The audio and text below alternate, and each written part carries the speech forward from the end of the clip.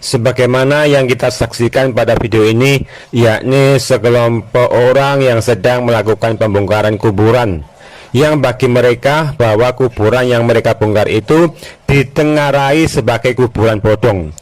Dan ternyata bukan satu atau dua jumlah kuburan-kuburan yang bodong, tapi banyak, dan jumlah kuburan bodong itu tersebar di berbagai daerah. Lalu kenapa kok sampai ada banyak kuburan bodong?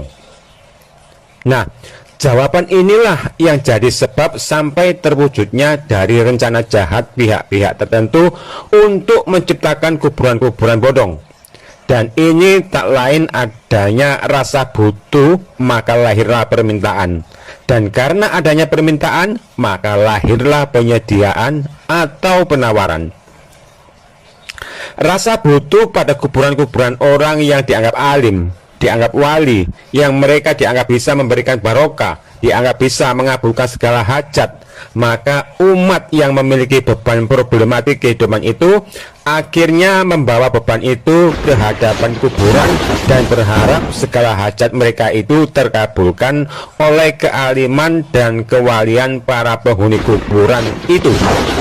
Jadi adanya oknum-oknum pembuat kuburan-kuburan bodong, bila dilihat dari sudut pandang kalangan mereka sendiri, maka itu sangat wajar.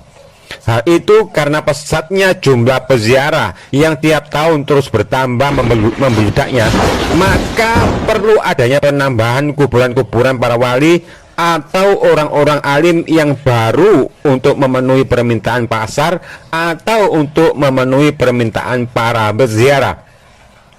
Lalu, gimana solusi untuk menangani simbiosis kehidupan dalam keruwetan itu? Ya, mestinya harus bertobat berjamaah, lalu memperbaiki akidah dan kembali pada tuntunan sunnah. Dan sunnah Rasulullah memberi teladan yang menganjurkan agar kita berziarah, karena ziarah itu akan mengingat pada kematian. Dan kalau hakikat ziarah itu untuk mengingat pada kematian, sebaiknya berziarah ke kuburan umat muslim yang terdekat dari tempat tinggal, bukan dengan cari kuburan para wali yang lokasinya sangat jauh, yang setelah sampai di hadapan kuburan mengelus-elus nisan kuburan, mencium nisan kuburan, lalu berzikir-zikir dengan keras dan merengek-rengek menumpahkan curhat segala hajat. Padahal di kitab Ihya Ulumuddin halaman 1 nomor 282 bab 1 282, Imam Al-Ghazali itu mengatakan, mengusap-ngusap dan mencium kuburan adalah adat Nasrani dan Yahudi. Padahal dalam hadis Tirmidzi juga Rasulullah SAW telah mewanti-wanti, idza sa'alta fas'allah wa idza sta'anta fasta'in billah. Jika engkau memohon, maka mohonlah kepada Allah, dan jika engkau meminta pertolongan, maka mintalah kepada Allah.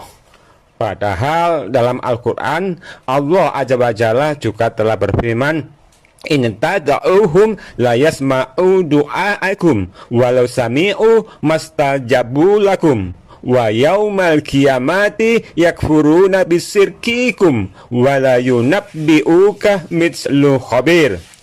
Jika kamu menyeru mereka, mereka tidak mendengar seruanmu, dan sekiranya mendengar, mereka tidak dapat memenuhi permintaanmu. Pada hari kiamat, mereka akan mengingkari kemusyrikanmu, dan tidak ada yang dapat memberikan keterangan kepadamu seperti yang maha teliti.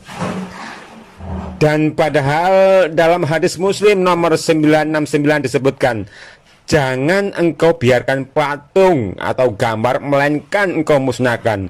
Dan jangan biarkan kuburan tinggi dari tanah, melainkan engkau ratakan. Dan yang lebih penting lagi, berilmulah sebelum beramal.